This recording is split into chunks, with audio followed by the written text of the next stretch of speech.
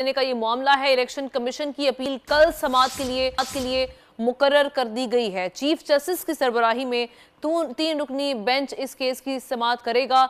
आपको बताएं कि पीटीआई से बल्ले का निशान वापस लेने का मामला है। पेशावर हाई कोर्ट के बाद अब इलेक्शन कमीशन ने रुख किया है सुप्रीम कोर्ट का और कल इस अपील पर समाअत होने जा रही है। चीफ जस्टिस काजी फाइज ईसा की सरबराही में 3 रुकनी बेंच इस केस की समाअत करेगा।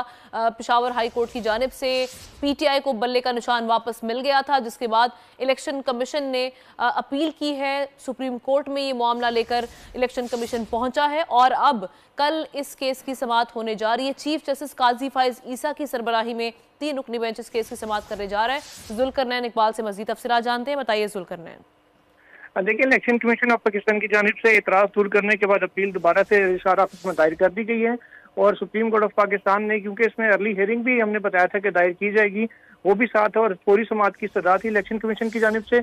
अब कल चीफ जस्टिस ऑफ पाकिस्तान की जस्टिस काजी फाइज ईसा की सरबराही में 3 रुकनी बेंच, जो रूटीन में बेंच बना हुआ था, वो जुम्मे को इसकी समाअत करेगा और इसके हवाले से इलेक्शन कमीशन को बाकायदा नोटिस भी कुछ देर बाद रजिस्ट्रार ऑफिस की जानिब से जारी कर दिया जाएगा, ताकि उनको आगाह कर दिया जाएगा बज़रिए नोटिस के कल इस केस की समाअत होगी और कल 9:30 बजे सुबह इस समाअत के होने का इम्कान है। इनिशियल इसकी हियरिंग होगी, जिसके बाद जो तहरीक इंसाफ है, जो इस केस में फरीक है, जिनकी अपील पर ये पेशावर हाई कोर्ट ने फैसला दिया था, उनको सुप्रीम कोर्ट की जानिब से नोटिस भी जारी किया जाएगा। जी ठीक है, शुक्रिया आपका जुल्करनैन। हब में मनशियात का बढ़ता रुझान नौजवानों की तबाही का सबब बने